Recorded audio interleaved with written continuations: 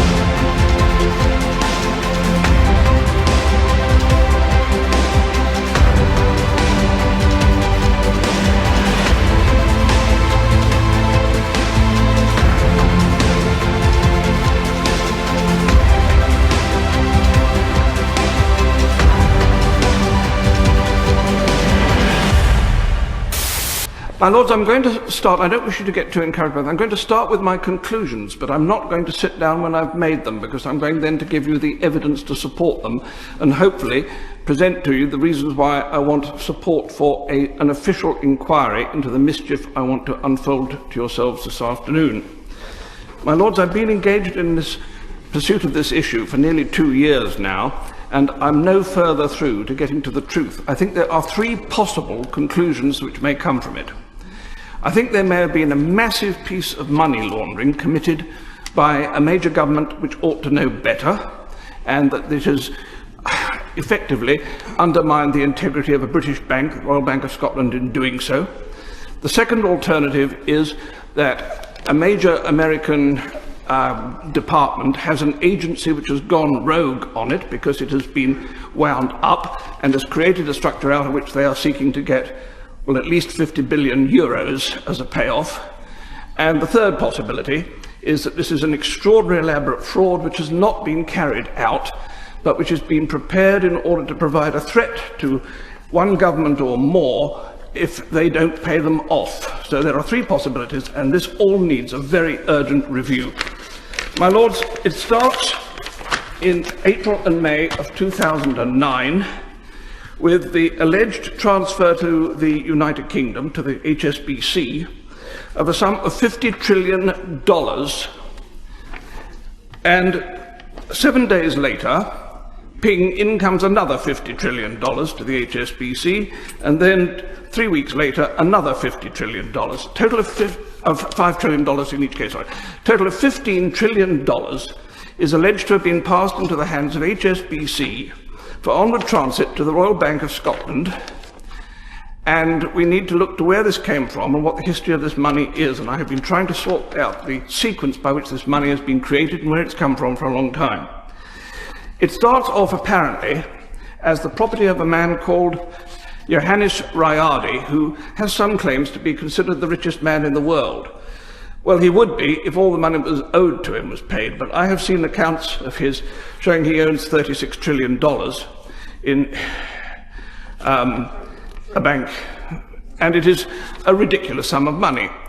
On the other hand, the $36 trillion would be consistent with the dynasty from which he comes and the fact that they had been effectively the emperors of Indochina in times gone by. But a lot of that money has been taken away from him with his consent by the American Treasury over the years for the specific purpose of helping to support the dollar. And he has sent to me a really quite remarkable document, which is dated in February 2006, in which the American government have called him to a meeting with the Federal Reserve Bank of New York, which is neither Federal Reserve nor a bank. It's a bit like Celebrity Big Brother. It's got 3 names to describe it, and none of them are true. And this document, which is quite astonishing, purports to have been a meeting which was witnessed by Mr. Alan Greenspan, who signed for the Federal Reserve Bank of New York, of which he was chairman, as well as the real Federal Reserve Bank in Washington. And it is signed by Mr. Timothy Geithner, who as a witness on behalf of the International Monetary Fund, who sent 2 witnesses, the other one being Mr. Yusuke Horiguchi. And these gentlemen have signed as witnesses to the effect that this deal is a proper deal. There are a lot of other signatures on here. This is not a photocopy, this is an original version of the contract, under which the American Treasury have apparently got the Federal Reserve Bank of New York to offer to buy out the bonds which have been issued to Mr. Riardi to replace the cash which has been taken from him over the previous 10 years. And they're giving him half of $500 million as a cash payment to buy out worthless bonds. Now, this is all in the agreement, and it's very remarkable. I would have thought establishing whether this is a correct piece of paper or not is just 2 phone calls away, one to Mr. Geithner and one to Mr. Greenspan, both of whom still prosper and live, so they could easily confirm whether they signed this. Mr. Riardi has, by passing these bonds over, also put at the disposal of the US Treasury the entire asset backing which he was alleged to have for the 15 trillion. I now have a letter here from the Bank of Indonesia which says that the whole thing was a pack of lies, that he did not have the 750,000 tons of gold which was supposed to be backing it. He only had 700 tons. And this is really a piece of complete fabrication. Finally, I have a letter here from Mr. Riardi himself, who tells me that he was put up to do this and none of it was true, and that he has been robbed of all his money. And I'm quite prepared to recognize that one of the possibilities here is that Mr. Riardi is himself putting this together as a forgery in order to go and try and win some recovery back. But it gets more complicated than that, because each of the 5 trillion payments that came in has been acknowledged and receipted by the senior executives of HSBC, and again receipted by the executives of the Royal Bank of Scotland. And I have a set of the whole of those receipts for all of this money. Why would any bank want to sign £5 trillion worth 15 trillion in total, of receipts if the money didn't exist. The money was said to have come, first of all, from the Riardi account to the Federal Reserve Bank of New York, and from the Federal Reserve Bank of New York it was passed to JP Morgan Chase in New York for onward transit to London. The means of sending it was a SWIFT note, which ought to have been registered with the Bank of England if it was genuine. So when this happened and came about, I first of all took it to my noble friend Lord Strathclyde and said, what do we do with this? He said, give it to Lord Sassoon, he's the Treasury. So we did, and Lord Sassoon looked at it and said immediately, this is rubbish, it's far too much money, it would stick out like a sore thumb and you can't see it in the Royal Bank of Scotland accounts. Quite right. Secondly, he said, the gold backing it is ridiculous. There's only been 1,507 tons of gold mined in the history of the world, so you can't have 750,000 tons. This is true. And the third thing he said obviously was, it's a scam. And I agree with him, it was a scam. The problem is we stopped looking at that point. We should have asked, what is the scam, instead of at that time just nodding it off. And we have never really resolved this, because today I have this quite frightening piece of paper, which is my justification for bringing it into this meeting today, which is available on the internet, and I'm astonished that it hasn't already been unearthed by the Treasury, and every alarm bell in the land should be ringing if it has, because this is the General Audit Office of the Federal Reserve, the real Federal Reserve in Washington, and its audit review in end of July 2010 on the Federal Reserve Bank of New York. It has on it some 20 banks listed, to which $16.115 trillion are outstanding in loans. My lords, that is the sore thumb that was being looked for by Lord Sassoon. But more particularly, there are two other very interesting things with this. The first is that Barclays Bank have got 868 billion of loan. The Royal Bank of Scotland has got 541 billion, in which case one has to ask, as they could have earned in 3 weeks enough to pay off their entire indebtedness to the taxpayers in Britain, why they have not done so, and could we please ask them to put a cheque in the post tonight for the whole 46 billion. And the third thing that's wrong with it is that every bank on this list, without exception, is an MTN registered bank, which means that they are registered to use medium-term notes to move funds between themselves with an agreed profit share formula, in which case these banks are investing this money, and most extraordinary, not a penny of interest does the Federal Bank of New York want paid on this vast amount of 16 trillion. Anyone amongst yourselves who knows what the IMF rules are will immediately smell a rat, because the IMF has very strict rules for validating dodgy money. There are two ways of doing it. You either pass it through a major central bank like the Bank of England, who had apparently refused to touch this, or alternatively, you put it through to a bank which is an MTN trading bank, which is then able to use the funds on the overnight European MTN trading market, where they can earn between 1 and 2.5% profit per night. And the compound interest on that is huge.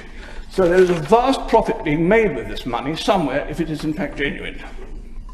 So, my lords, I believe that this is such an important issue now that I've put everything I've got on the subject into a 104 megabyte memory thumb, and I want the government to put this to some suitable investigative bureau and take everything I've got on the subject and find out what the truth is of what is going on here, because there is something very seriously wrong. Either we have a huge amount of tax uncollected on profits made, or we have a vast amount of money festering away in the European banking system, which is not real money, in which case we need to take it back. My lords, I ask for an investigation, and please support my plea.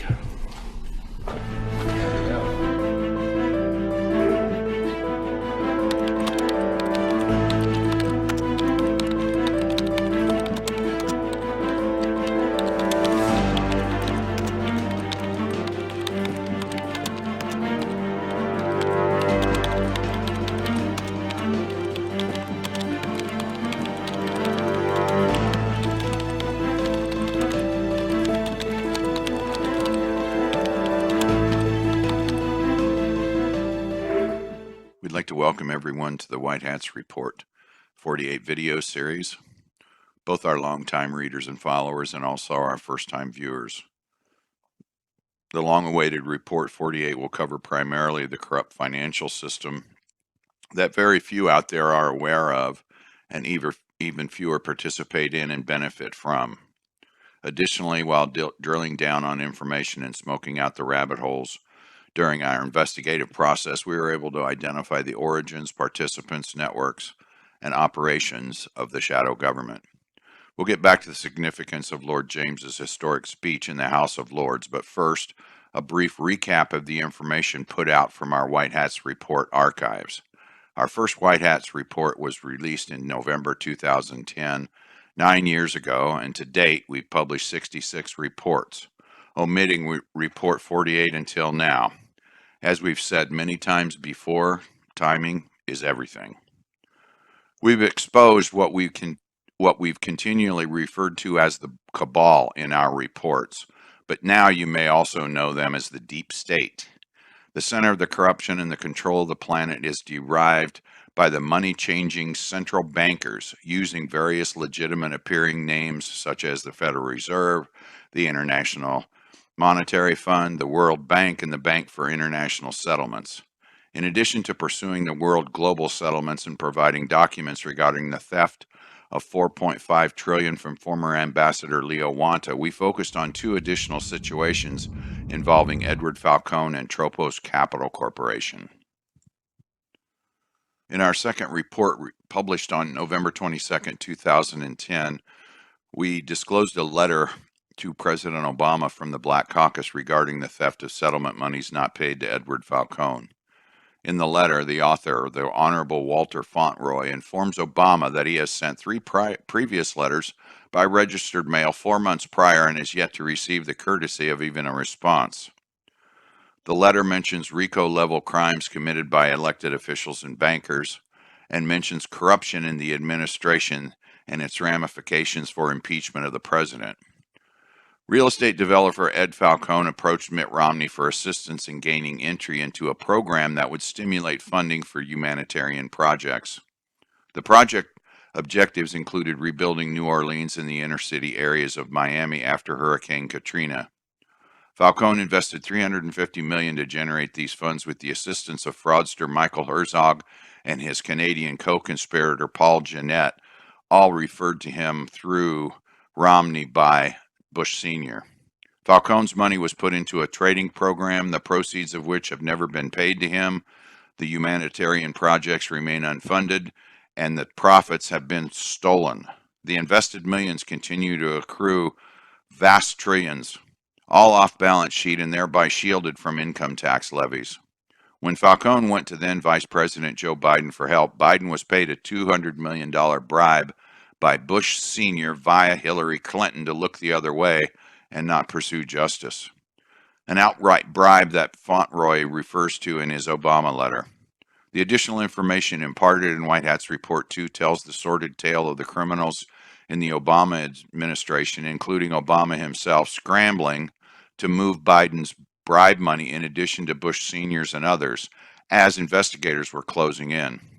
Subsequent reports identify other co-conspirators, including the then Lieutenant Governor of Texas, David Dewhurst, and his CIA agent brother, Donald Nevins. The money was tracked, and Bush Sr. sent a team of agents on a U.S. government plane several times to travel to various overseas banks to start moving the ill-gotten gains to stay ahead of bank regulators and investigators.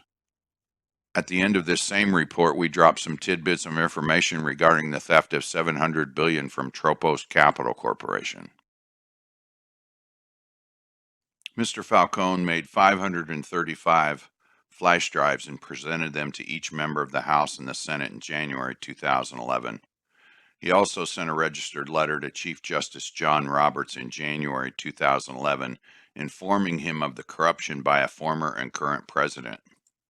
So by the time the 112th Congress convened the same month in 2011, all three branches of government were notified of the theft of not only Falcone's funds, but the theft of the proceeds, the payoffs to executive branch employees, and the amounts and the banks where they were located. And what happened? Nothing. Complete silence. Mr. Falcone did not stop pursuing justice, continuing his self-funded investigation, which eventually took him to Europe and Germany, as one of Bush Sr.'s favorite money laundering banks was Deutsche Bank, run at that time by another Bush crime family stooge, Joseph Ackerman. During that trip, there were attempts made on Falcone's life and disclosed on June 6, 2012 in White Hat Report 42. This is an internal email received with information that was published in the aforementioned report. Falcone reported these attempts on his life to the FBI, but the director at the time, Robert Mueller, blocked attempts by local agents in Miami to pursue the investigation. All evidence has been documented, preserved, and ready for presentation to a grand jury should one be convened. It should be noted here that Mitt Romney was right in the middle of all of this, as he was then and still is another member of the Bush political family. Recently outed for having a clandestine Twitter account, rest assured that Romney is a deep stater and continues to be. It should be noted here that Sarah Palin was picked by McCain as his VP when Romney couldn't vet because of the $900+ million bribe he was paid by Bush Sr. for helping defraud Edward Falcone. And if you were wondering if Trump knows, perhaps this copy of an email message will answer that question. It was sent to Romney's 2016 presidential fundraiser in Florida, Meredith O'Rourke, and to Romney's Mormon gang in Utah. Ms. O'Rourke was urged to do the right moral thing and return the money to donors, as Romney had no chance, nor does he deserve one, of becoming president of the United States. However, since she was receiving a commission of 20% of donations, greed won out over morality, and no funds were returned when Romney dropped his short-lived run for president. Trump knows both Romney and Biden have dirty hands when it comes to the theft of Edward Falcone's funds.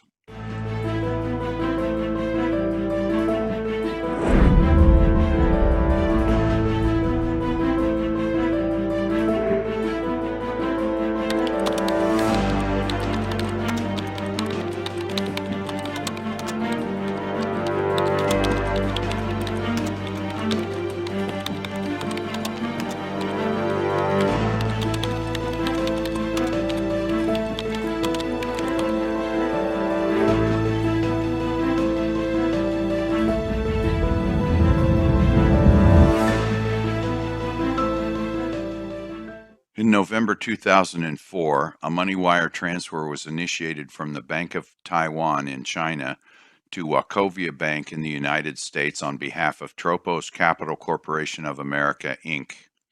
The amount of the transfer was $700 billion, and the ACATS system was utilized to process the transaction. ACATS stands for Automated Customer Account Transfer Service and is a system that automates the transfer of in-kind assets from one brokerage account to another.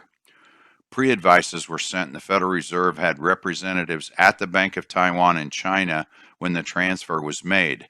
Somewhere along the trail from the Far East to the United States via the San Francisco Federal Reserve Bank and the New York Federal Reserve Bank, the money was hijacked and the transfer was never completed. 15 years later, the money has not been recovered, and a healthy profit is still being generated from the $700 billion and paid to someone, but not Tropos Capital, its rightful owners. This money was earmarked for humanitarian projects to benefit the United States and, in turn, the rest of the world. Representatives from Tropos sent notices of default and notices of demand to the Board of Governors of the U.S. Federal Reserve Bank, in addition to the Federal Reserve Banks of Richmond, Virginia, Dallas, Texas, and Atlanta, Georgia. Notices of default were also sent to the United States Bureau of Public Debt under Postal Authority rules, in addition to the Postmaster General of the United States. The U.S. Comptroller of the Currency was also copied on all notices of demand and notices of default. The Bank for International Settlements was advised of this theft via documented correspondence, and they replied that they have no authority over the Federal Reserve. A letter was sent to then Federal Reserve Chairman Ben Bernanke regarding this theft, in addition to 2 letters sent to then President Barack Obama, all with no official response, save for a lawyer at the Richmond, Virginia Federal Reserve referring tropos to the New York Fed, and as will be documented in later videos, the New York Fed is the head of the snake when it comes to the Federal Reserve criminality. Apparently, the Federal Reserve has more power than the presidency of the United States and can confiscate funds within its system with impunity and total disregard for lawful regulations and statutes. As stated earlier, the theft of these funds and the associated profits, most likely shielded from taxing entities through off-balance sheet accounts, needs to be investigated.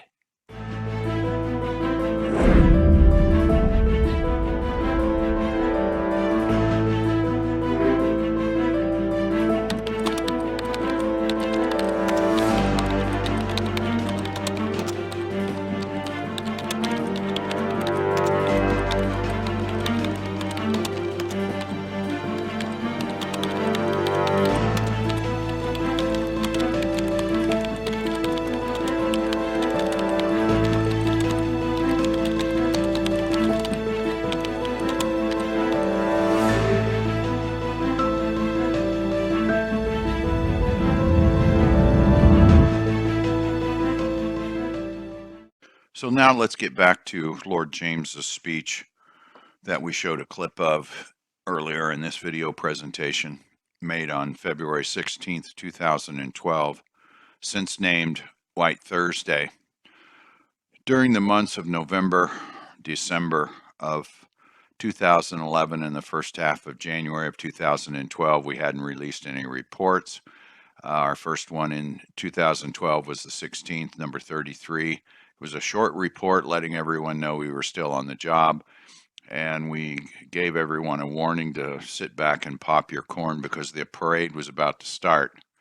We elaborated 2 days later with some information coming out that we'd been working on for the past few months. This paragraph was sort of a teaser of what was about to come next month in the House of Lords. And we've got to say that this was the culmination of over a year's worth of work and research.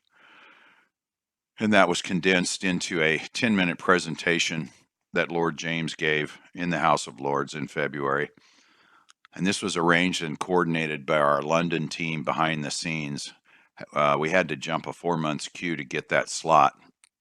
And it was one of those days we all were able to watch this live and, however briefly, sit back and enjoy the fruits of our labor.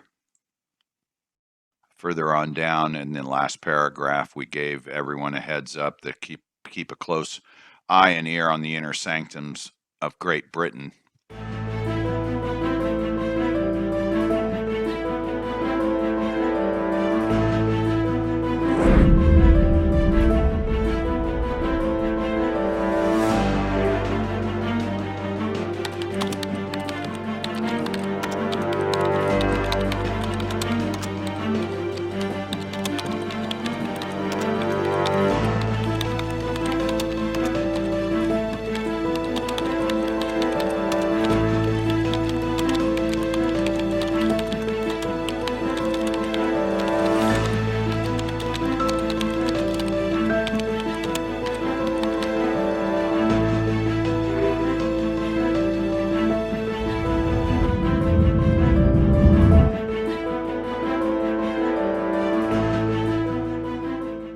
In Lord James's speech, he referred to a flash drive that had documents on it to back up everything that he had reported in his speech.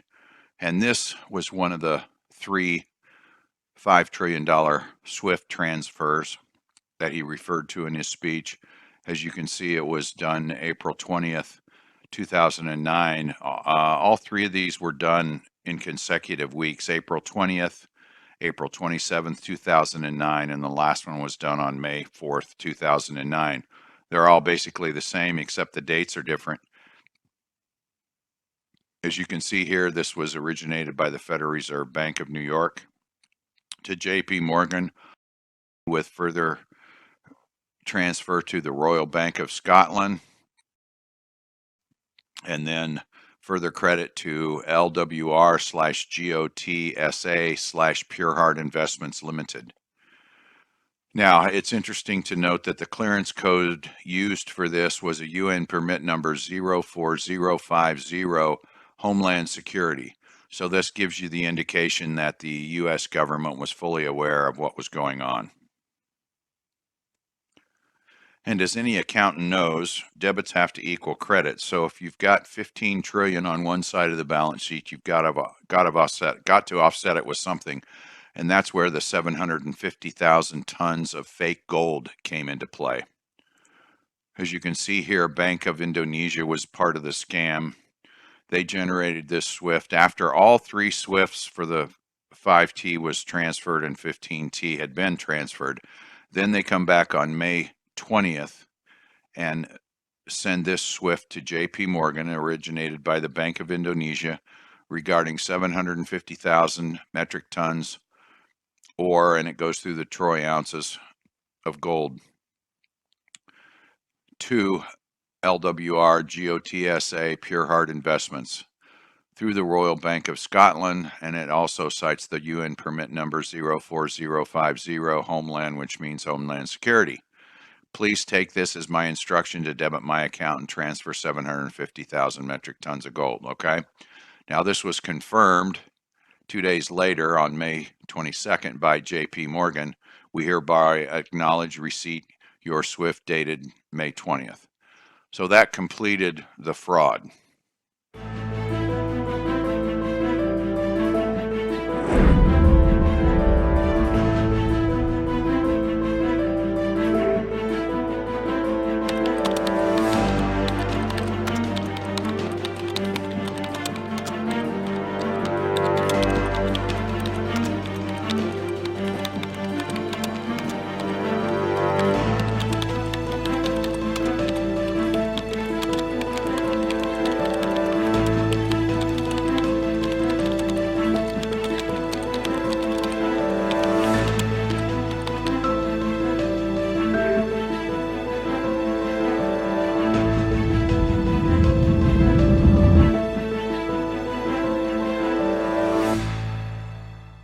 Now, speaking of fraud, let's go to the Federal Reserve Bank of New York website, because as we said before, they are the head of the snake. They're the ones who put out the fraud alerts. So let's scroll down through these till we get to scams involving high yield investment programs, often involving private placement programs / medium term notes. In White Hat Report 63, we posted a trading program contract between Johannes Riotti and the Federal Reserve Bank of New York, as you can see here. So the scam that they're saying is a scam is something that they themselves are participating in.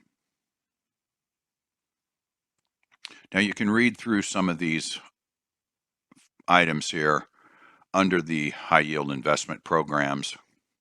Basically, they're trading programs, but they use another name to make it sound like they're fraudulent. I want to go down to this paragraph. Terms that have no meaning in legitimate financial transactions. For example, conditional SWIFT, key-tested telex, pay order, funds of good, clean, clear, and non-criminal origin, master commitment, 1 year and 1 day, and commitment holder. Now, these first few terms, conditional SWIFT, key-tested telex, and pay order, you can go Google those and you can find by Black's Law Dictionary and financial websites that these are in fact real legitimate financial transaction terms. Now this one here, funds of good, clean, clear, and non-criminal origin, is my favorite.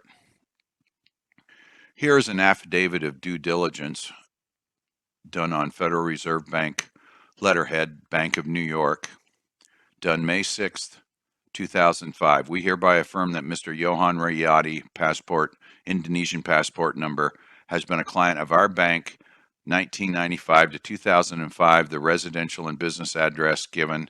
Mr. Riotti has been an exemplary customer of this bank during this period, whilst his dealings with the bank has been most honorable. Now, remember this. They're talking about here a $9.8 trillion account on deposit on account number such and such. Okay, so it goes through the due diligence that they've done on this account. They've cite various laws, the Patriot Act among some of them, treaties, criminal codes, etc. And here we go down to, they've done all this with full banking authority, that all laws have been complied with, and that the funds, assets listed above are or have been acquired by our client with good, clean, cleared funds of non-criminal origin. So is that pretty close, if not right on, to this funds of good, clean, clear, and non-criminal origin? So again, it would appear that the Federal Reserve is participating in their own frauds that they put on their website as represented to be frauds and scams. Now there's one more that we want to point out here, and that one has to do, we have to go back a little bit further. And this one's November 2007. Okay, so you just saw a affidavit of due diligence signed by Alan Greenspan, who was at that time chairman of the Federal Reserve, and also his vice, I think it was the vice chairman, Roger Ferguson. And this involved Johannes Riotti. He was an exemplary customer. He had $9.8 trillion in the bank, and his funds were of good, clean, clear, non-criminal origin. Okay, well here in November of 2007, 2 years later, they put up a fraud alert saying a scam involving Johannes Riotti and Wilfredo Sorin. Now you can read this. Basically what they're saying is that they're aware of a fraudulent scam involving individuals using the names, okay, Johann Riotti and or Wilfredo Sorin, or persons claiming to be representatives of these two names, of these two men. Now, if you just read the headline, scam involving Johannes Riotti or Wilfredo Sorin, you would get the impression that Johannes Riotti and or Wilfredo Sorin are scammers. But then this is a little bit confusing when you read it, because then it says, refers to people using those names or representatives of these two men. Okay,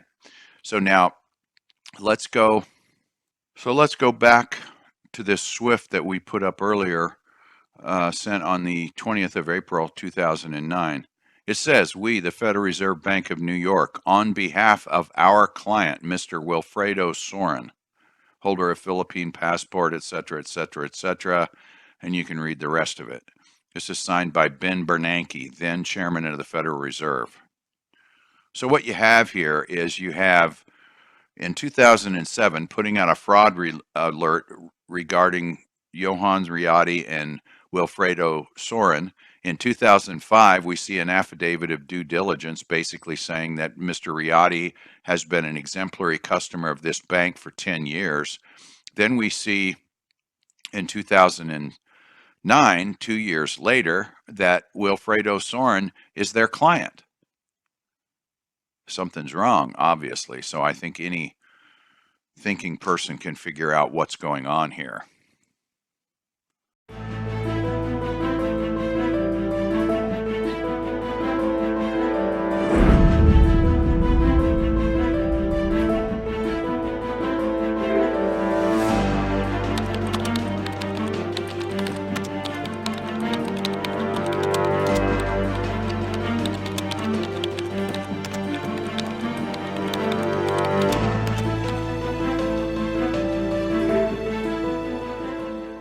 Okay, so let's get to the icing on the cake, and then we'll hit one more item, which will be the cherry on top, and we'll wrap this video up. Here's an interview with Jim Lehrer that Greenspan did after he put out a book sometime in the 2000s. I don't know when this was, but anyway, listen closely. What is the proper relationship, what should be the proper relationship between a chairman of the Fed and a president of the United States? Well, first of all, the Federal Reserve is an independent agency. And that means basically that there is no other agency of government which can overrule actions that we take. So long as that is in place and there is no evidence that the administration or the Congress or anybody else is requesting that we do things other than what we think is the appropriate thing, then what the relationships are don't frankly matter. And I've had very good relationships with presidents. So here we have Mr. Wizard, the guy behind the curtain who acts as a magician and can magically make your money disappear if you're sending $700 billion from the Bank of Taiwan to Wachovia Bank in the U.S., telling us that the Federal Reserve basically reports to no one. So the 1913 Act creating the Federal Reserve, over 100 years old now, we have an agency that is neither accountable to anyone. They create their own rules, oversee themselves, and don't have to report to anybody.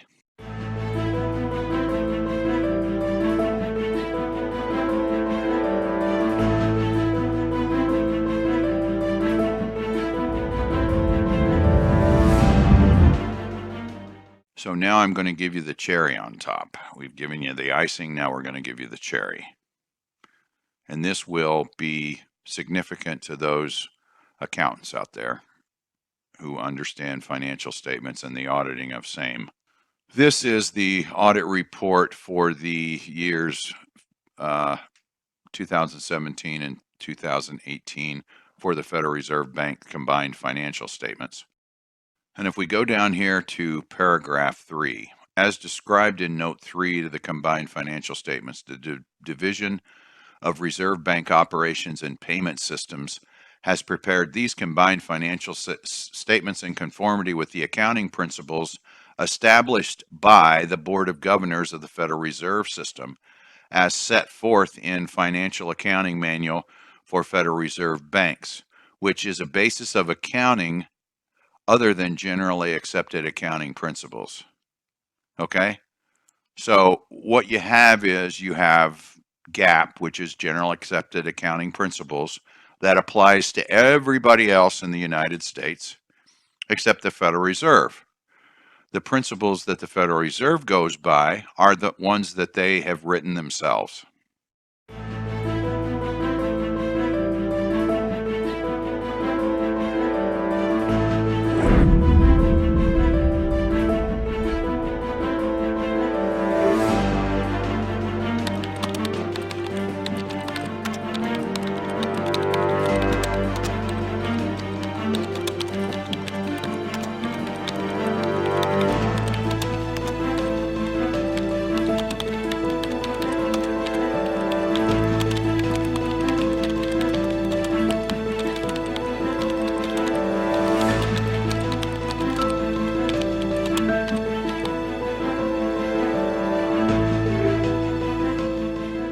Okay, so this brings us to the end of White Hat Report 48 Part 1 video.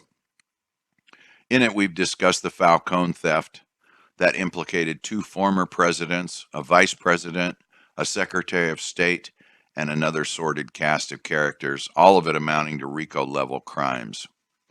We also discussed a $700 billion transfer from China to the U.S. that was stolen en route, implicating the Federal Reserve.